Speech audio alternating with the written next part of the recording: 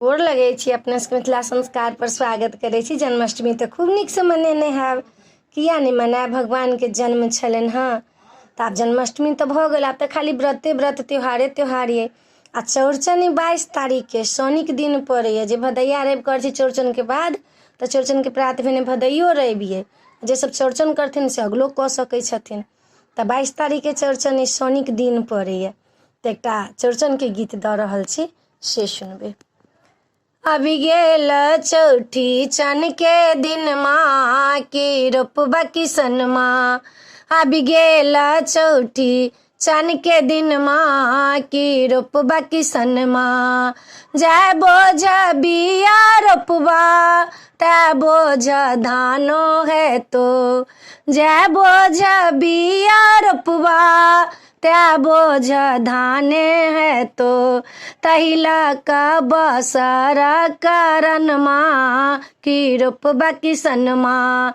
अभी गेला चौड़चन के दिन माँ की रोपबा किसन माँ।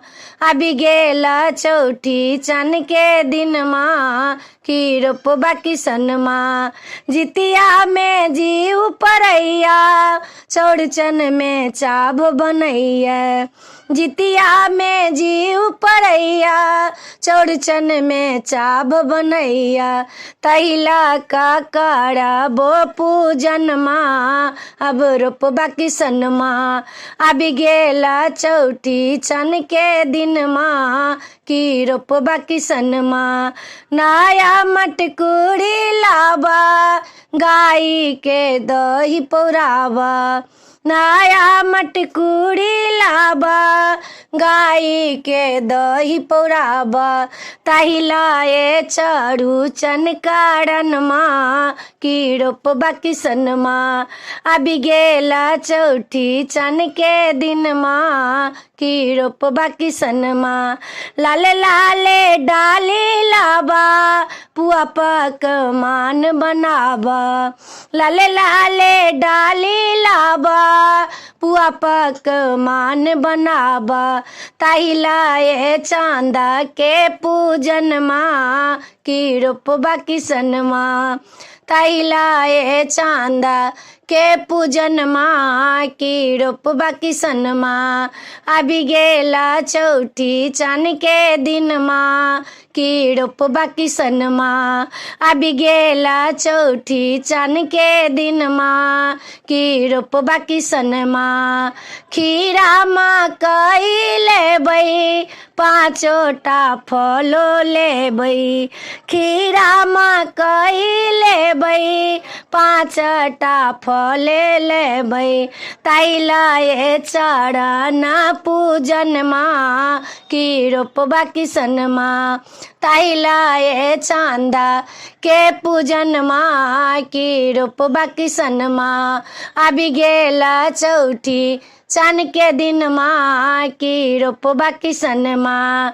खीरा जे पूरी बनेबै तहिला कमर भरबै।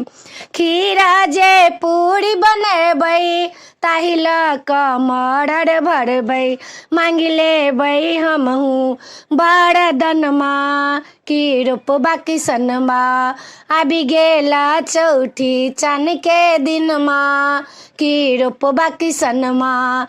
अभी गेला चौठी चन के दिन माँ की रोपबा किसन माँ। वीडियो में यह छला। अखन तऽ स्थिति बड खराब ये, दुनिया के महामारी फैलल है, बाढ़ि आयल है, बाढ़ि से लोग पीड़ित है। लेकिन समय जे छै से तऽ अपना रफ्तार पर चलिए रहल छै। समय के केओ नहीं रोकि सकैया। समय तऽ वही गति से चलि रहल छै। समय के केओ नहीं रोकि सकैया। देखे छियै लोग चांद पर चलि गेल या, चांद के दूषित बना देलकै या। चांद के सब दिन से लोग पूजा कर रहल छलैया। प्रकृतिक के लोग छेड़ै छै तऽ प्रकृति की करतै? चांद के लोग सब दिन से सनातनी से पूजा करे छले। लोग कहै छलै चंद्र वंश में कृष्ण के जन्म भेल छन, सूर्य वंश में राम के जन्म भेल छन, भगवान सब अवतरित लेने छथिन। लेकिन लोग बुझि गेलिए, दूषित बना देलकै। ओहि चांद पर लोग पैर धऽ कऽ जाइए। तऽ ई सब प्रकृतिक के छेड़नाइए छै कि की छै? आब ई सब लोग झेलैया तऽ कहै छै बीमारी छौ, महामारी छौ। लेकिन भगवान के लाठी आदमीपर लाठी पड़ै छै ओना तऽ सब देखै छै, लेकिन भगवानके जखन लाठी पड़ै छै तऽ केओ नहि देखै छै, समय ककरो नहि छै। ताहि लऽ कऽ अपने सबके वीडियो नीक लागत तऽ चैनलके सब्सक्राइब करऽ नहि बिसरबै, लाइक करऽ नहि बिसरबै आ कहऽके नहि बिसरबै। हम बातो किछु कहि दै छी तऽ अपने सब ओहि लए गुस्सा नहि हैब जे कथी लए बाजि दैए, जे समय छै ताहिके बात कहलहुँ हँ। जय मिथिला।